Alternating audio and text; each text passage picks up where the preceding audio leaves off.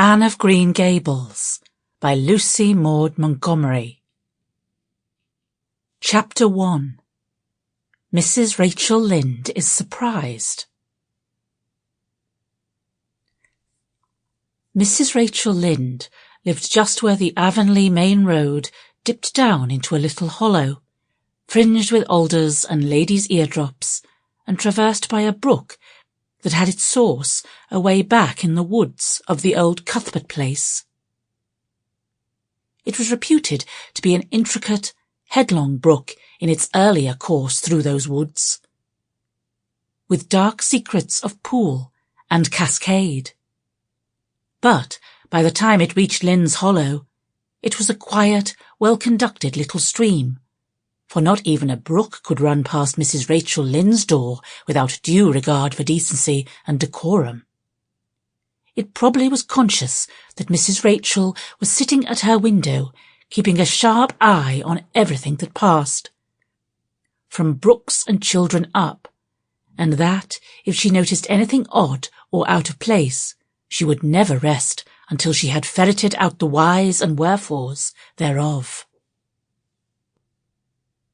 There are plenty of people in Avonlea and out of it who can attend closely to their neighbours' business by dint of neglecting their own. But Mrs. Rachel Lynde was one of those capable creatures who can manage their own concerns and those of other folks into the bargain. She was a notable housewife. Her work was always done, and well done.